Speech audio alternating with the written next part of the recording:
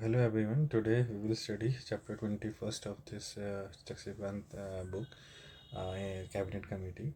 Uh, in this, we will study some features of Cabinet Committee. सबसे पहले what are Cabinet Committees? Cabinet Committees क्या होती हैं ये हम पढ़ेंगे. So क्या होता है Cabinet Committees are small group of ministers formed to handle specific policy areas on urgent matters so that full cabinet not burden.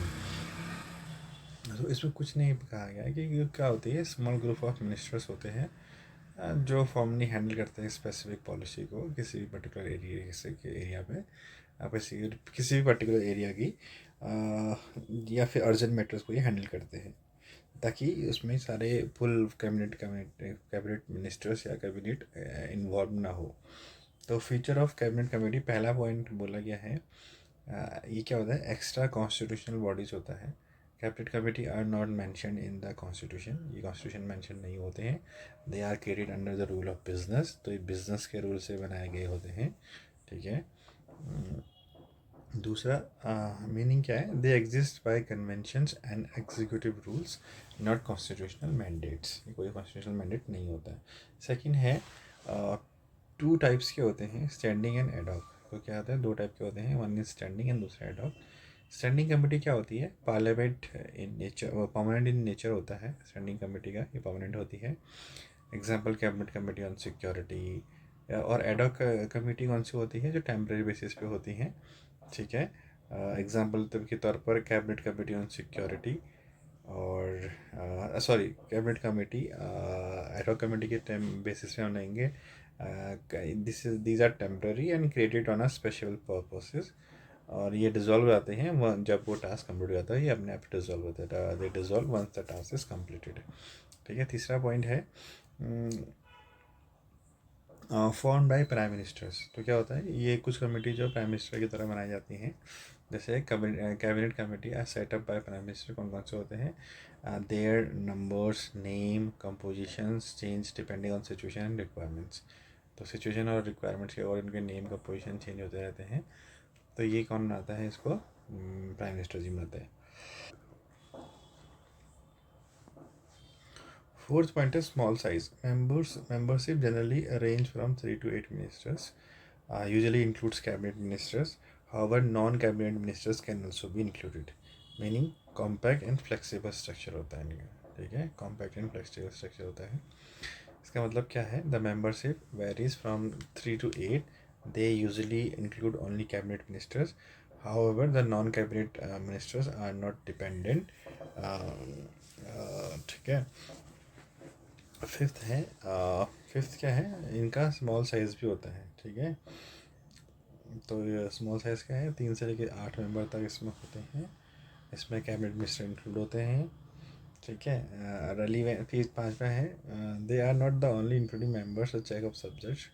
इसका बोला है committee includes ministers directly related to the subjects, other senior ministers even if not directly related. तो relevant and senior ministers included में कौन कौन होते हैं, ये होते हैं. फिर 6 होता है चेयरमैनशिप. इसमें क्या होता है, चेयरमैनशिप में usually handle by the prime ministers, sometimes chair by home ministers और finance ministers. But if the PM is a member he is always preside. तो जो चेयरमैनशिप होती है तो कौन करता है, प्राइम मिनिस्टर करता है इन कमेटीज़ का. PM is the authority, supreme authority. अगर पीएम नहीं है, होम मिनिस्टर, फाइनेंस मिनिस्टर उस कमेटी को हेड करते हैं. अब डिसीजन मेकिंग पावर्स में क्या होता है, cabinet committee examine issues, formulate proposals, take decisions. ठीक है. और however the full cabinet can review और ओवरराइड देयर डायरेक्शन. इसका मतलब सिंपल क्या है कि committee act on behalf of cabinet के बिहाफ पे काम करती है, एक्ट करती है. But cabinet remains supreme. तो उसमें क्या होता है, कैबिनेट सुप्रीम होती है. 8th है रिड्यूस कैबिनेट वर्कलोड. मतलब they help reduce the burden on the cabinet, enable details discussions और ensure better coordination between ministers. तो इनका मीनिंग क्या है, they improve efficiency and governance quality. ठीक है. सो अगर इसको एक लाइन में करें तो कुछ नहीं है। तो शॉर्ट लाइन में बोलेंगे तो ये कुछ नहीं होती है। कैबिनेट कमेटीज़ क्या होती हैं? कैबिनेट कमेटी मिनिस्टर्स के छोटे ग्रुप होती हैं जो स्पेशल पॉलिसी इशू या इम्पोर्टेंट मैटर्स को हैंडल करती हैं ताकि पूरी कैबिनेट पर उसका कोई भी लोड ना हो। ठीक है, अब यहाँ पर लिस्ट ऑफ कमेटी दे रखा है, ये पढ़ते हैं।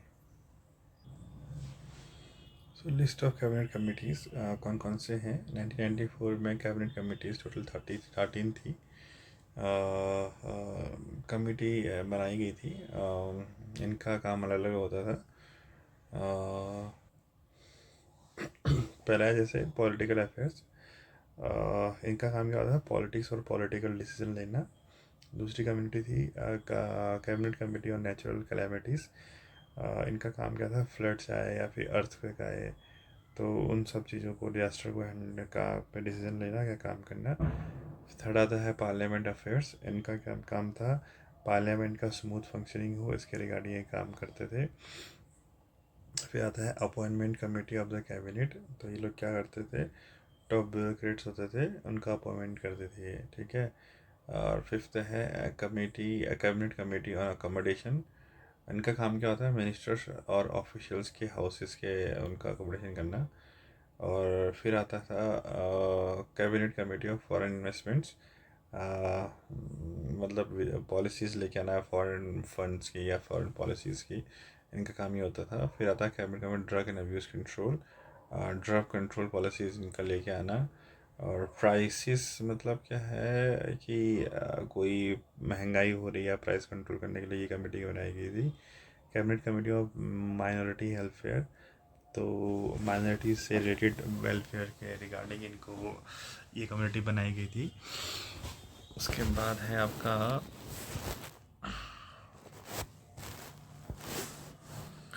हाँ, उसके बाद है community of trade and investments, sorry एक बेटा। उसके बाद है इकोनॉमिक अफेयर्स के लिए। ठीक है, इसका मतलब क्या है? इकोनॉमिक ग्रोथ और रिफॉर्म्स के लिए ये कमेटी बनाई गई थी। फिर है ट्रेड एंड इन्वेस्टमेंट्स, यानी ट्रेड पॉलिसीज़ के बारे में। एक्सपेंडिचर कमेटी, इसका ये काम क्या था? गवर्नमेंट स्पेंडिंग के बारे में पूरा डेटा याद रखना है, बताना एक्सपेंडिचर इसके अकॉर्डिंग। और इंफ्रास्ट्रक्चर मतलब रोड्स, पावर, पोर्ट्स एक्सेट्रा के बारे में बताना। मतलब पहले कमेटी ज़्यादा थी और काफ़ी स्पेशलाइज होती थी। और 2013 में क्या हुआ? कमेटी 13 को हटा के 10 कर दिया गया, यानी कुछ कमेटीज़ को मर्ज कर दिया गया। कौन कौन सी इंपॉर्टेंट कमेटीज़ थी? जैसे इकोनॉमिक अफेयर्स हो गया, प्राइसिस हो गया, पॉलिटिकल अफेयर्स हो गया, committee of appointment of security हो गया, WTA हो गया, और आपका जैसे हो गया आधार रिलेटेड इश्यूज़ हो गया, पार्लियामेंट अफेयर्स हो गया। ठीक है, ये कमेटी थी। और 2019 में क्या हुआ? इन सबको भी तोड़ के, 10 को भी तोड़ के अब 8 कर दी गई कमेटीज़। कौन कौन सी हैं? पहला है committee of on political affairs, ये तो है ही, जो पहले थी। दूसरा committee of economic affairs, appointment committee of the cabinet, cabinet committee on security, cabinet committee on parliament affairs, cabinet committee on accommodation, cabinet committee on investment and growth. ठीक है, और cabinet committee of employment and skill development. तो अब हमारे पास 2019 में क्या हुआ? हमारे पास 8 कमेटीज़ हैं।